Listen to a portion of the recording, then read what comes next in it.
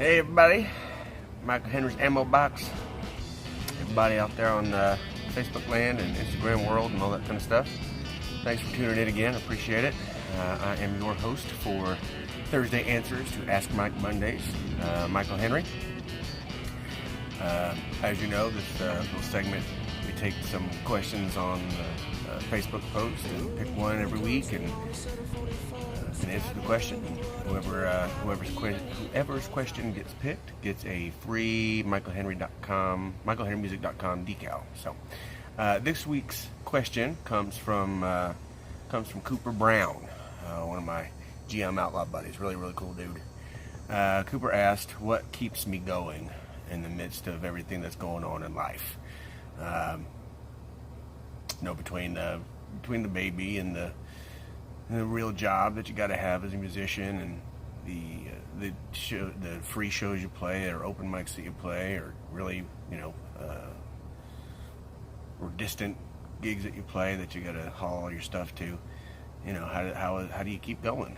And it's really it's a really simple answer. So forgive me if it's too short. But it's like I really don't have a choice.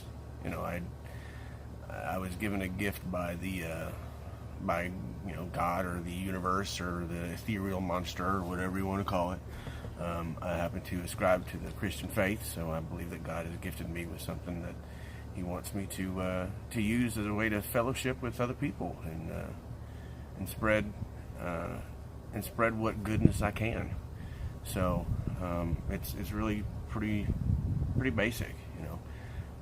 It's programmed into your nature, especially when you have an environment where it's nurtured as a child. I was really lucky. My mom and dad. Thanks, mom and dad. Love you guys.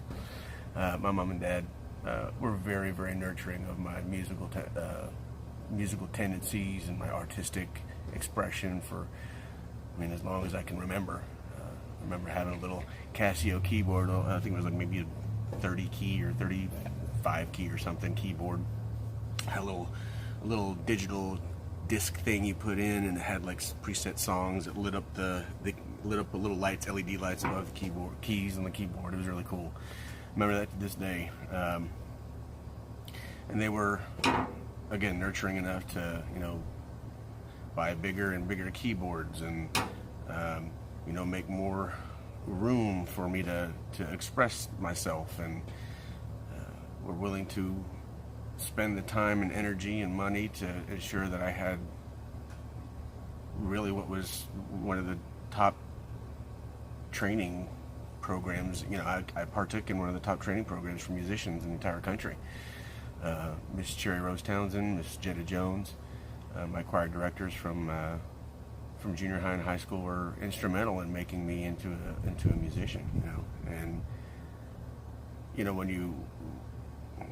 when you're looking for motivation to pursue, not just start, but pursue, and wade through the high water sometimes that is being an artist, you start to see things in a way that proves it's not about you.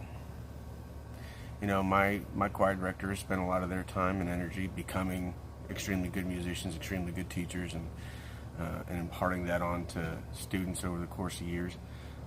Of course, my parents spent a lot of time and energy building themselves into into individuals that could be married and support a child and be nurturing and all that. And really, what it comes down to is and I said this actually in the last video with Rodney Moore's question.